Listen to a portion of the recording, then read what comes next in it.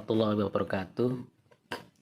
First of all, I would like to say thanks so much for your attention because today I'm giving English tutorial for you, especially for you. Baiklah, sebagai awal jumpa untuk pertemuan hari ini lewat daring gitu ya. Saya mau memberikan tutorial tentang penggunaan kata kerja have, has, dan had. Oke, sebelum kita melangkah tentang pembelajaran ini atau tutorial ini, baiklah, saya akan flashback di saat saya masih duduk di sekolah menengah pertama, yaitu SMP, di mana saya mendapati sebuah pengalaman bahwa guru bahasa Inggris saya itu menyatakan bahwa kata kerja have itu artinya mempunyai. Tapi setelah saya belajar di sekolah menengah, yaitu sekolah pada zamannya saya waktu itu adalah sekolah teknik, yaitu STM. Kalau sekarang mungkin SMA, SMK maksud saya. Nah, dalam perjalanannya saya mengalami sebuah pengalaman yang baru. Ternyata kata kerja have itu ternyata artinya lebih dari satu. Dan begitu juga di saat kursus dan sampai ke perguruan tinggi. Baik, langsung aja. Itulah sekilas pengalamannya. Kita langsung aja membahas tentang kata kerja have, has, dan had. Kata kerja has dan had itu berasal dari kata kerja have itu sendiri, yang berarti artinya mempunyai atau memiliki. Tapi di beberapa kalimat itu nanti akan mendapati sebuah perbedaan dan perbedaan. Langsung aja. Di sini dijelaskan bahwa sebelum masuk ke dalam penggunaan dan perbedaan dari had, have, has, mari kita terlebih dahulu apa artinya have itu artinya memiliki. Tadi sudah dijelaskan ya, kita sampaikan. Nah, makna di bawah ini mungkin bisa kamu pelajari dalam penggunaan ketiga kata tersebut. Nah, ini yang pertama, bahwa kata kerja have itu berarti posesif atau possess, yang artinya memiliki. Contohnya adalah I have something for you. Saya mempunyai sesuatu untukmu. Lanjutnya adalah kata have itu berarti makan atau minum. Contohnya adalah we'll have lunch together. Kita akan makan siang bersama-sama. Lanjutnya adalah kata have itu berarti do. Nah, ingat di sini do pada pertemuan yang lalu, do itu artinya sebagai kata kerja penuh artinya melakukan. Bukan sebagai kata kerja bantu ya, yang tidak ada artinya, tapi hanya berfungsi untuk menyusun sebuah kalimat negatif dan pertanyaan maupun kalimat-kalimat yang lainnya. Maka menjadi we'll have short walk after dinner. Kita akan berjalan pendek, mungkin jalan nggak jauh gitu ya setelah dinner. Dinner itu adalah makan malam. Selanjutnya kata have itu bisa pengertian allow. Di situ contoh kalimatnya adalah my older brother is having a visitor to stay with us. Dan selanjutnya di bawah ini Anda bisa pelajari sendiri dengan dibuka, dengan bacanya. Oke. Saya ucapkan dalam keadaan baik-baik saja untuk hari ini, untuk dan seterusnya, karena mulai tanggal 3 Juli sampai 20 itu Presiden Jokowi telah menyampaikan dalam pidatonya untuk melakukan PPKM Jawa dan Bali. Dan untuk daerah Cilacap khususnya Cilacap Barat, di sini sudah istilahnya lockdown gitu ya, karena banyak korban pandemi. Dan kita berharap semoga pandemi atau corona ini segera berakhir sehingga kita bisa beraktivitas kembali, berkontribusi, mendapatkan penghasilan seperti biasanya. Baik, langsung aja. Di sini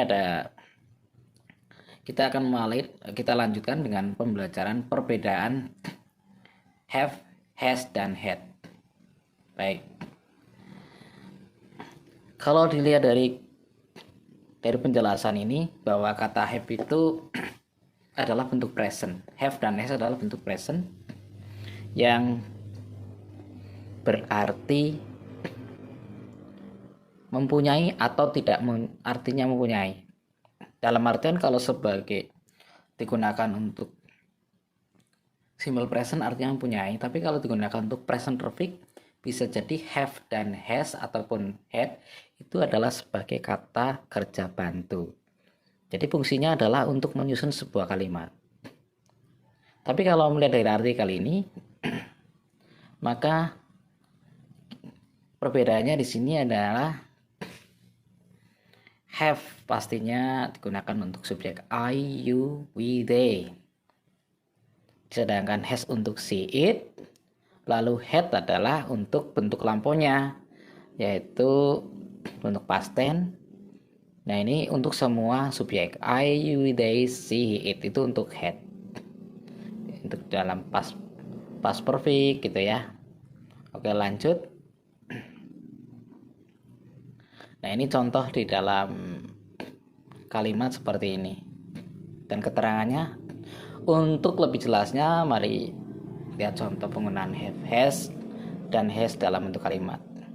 Have digunakan untuk EUT ini, tadi sudah dijelaskan. Contohnya adalah I have some money. Saya mempunyai beberapa uang atau bisa diartikan sedikit uang. Some itu bisa berarti beberapa, bisa berarti sedikit.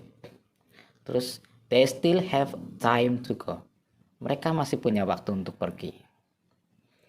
Selanjutnya adalah I'm happy to have you here.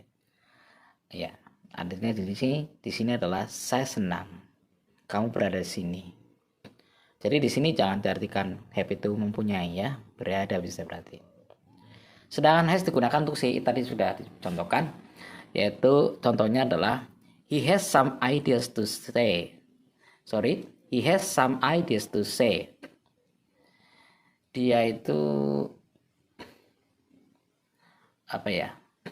dia tuh punya beberapa ide untuk dikatakan. She has a few bags. Dia punyai tas baru. Langsung dari kata head tadi adalah bentuk lampaunya. Contohnya adalah last night I had dinner with his brother. I had a phone call with the police officer and told me about the truth.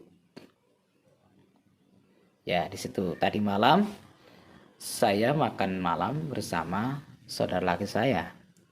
Kalimat kedua, semalam saya menelpon Pak polisi atau petugas polisi dan mengatakan kebenaran atau sebenarnya tentang hal itu ya.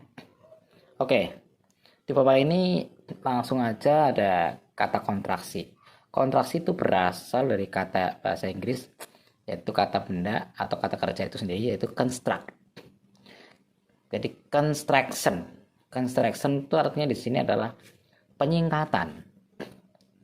Di sini adalah dalam have, has, had ada dua kontraksi, yaitu positif dan negatif.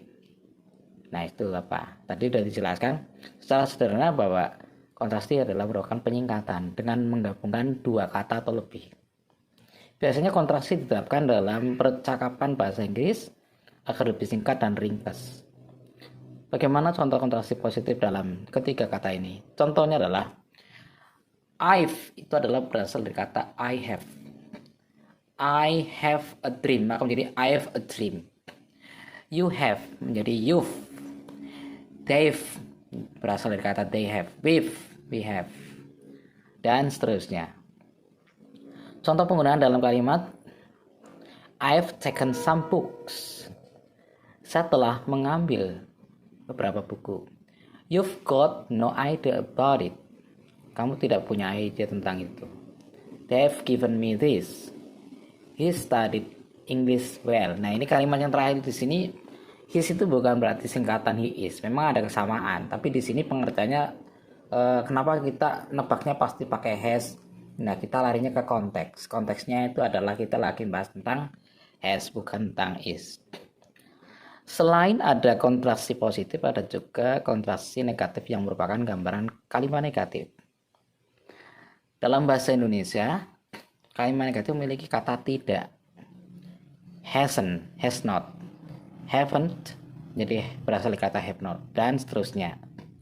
Contohnya, dalam kalimat adalah he hasn't taken the course yet, artinya dia belum kursus. Not ditambah yet itu artinya menjadi belum. Kalau not saja artinya tidak. You haven't answered my call yet. Kamu belum menjawab. Kamu belum menjawab. Itu artinya ya. Oke. Di sini ada beberapa contoh kalimat di bawah ini yang kamu bisa jadikan referensi belajar bahasa Inggris. Anda bisa, atau para pembelajar bahasa Inggris pemula ataupun yang sedang duduk di kelas menengah pertama, kelas 1, kelas 2, kelas 3, ataupun kelas menengah atas dan sampai kuliah mungkin dalam kursus, atau lagi pemula, apalagi yang pemula ini diharapkan harus sering-sering belajar. Jadi dalam hal ini bahasa Inggris itu adalah punya filosofi menurut saya. Jadi kalau bicara bahasa Inggris atau ingin bisa ngomong Inggris, yaitu kita harus gunakan pepatah tak kenal maka tak sayang. Begitu juga bahasa Inggris bisa tuh karena terbiasa. Jadi karena kita selalu membiasakan dan menyayangi, maka akhirnya ada timbul rasa cinta. Begitu ya. Baik, kiranya hanya itu. Kurang jelasnya mohon maaf. Mohon maaf atas segala kurangannya. Dan diharapkan di dalam video ini kalian semua, para pembelajar, pemula maupun sudah senior, untuk bisa mengambil manfaatnya, mengambil hikmahnya. Dan saya yakin untuk para pembelajar ini sudah sangat paham tentang materi ini. Jadi di akhir pembelajaran atau tutorial ini, apabila ada sesuatu yang kurang jelas, bisa langsung komen di bawahnya ya. Oke, saya ucapkan terakhir, salam sukses, selamat berjuang, jangan lupa practice makes perfect. Disinilah. Jadi berlatih membuat sempurna. Jadi kalau ingin bisa tuh harus practice always. Okay, I think that's all for me. If there are so many mistakes, please forgive me in soul. Mohon maaf lahir batin. Wassalamualaikum warahmatullahi wabarakatuh.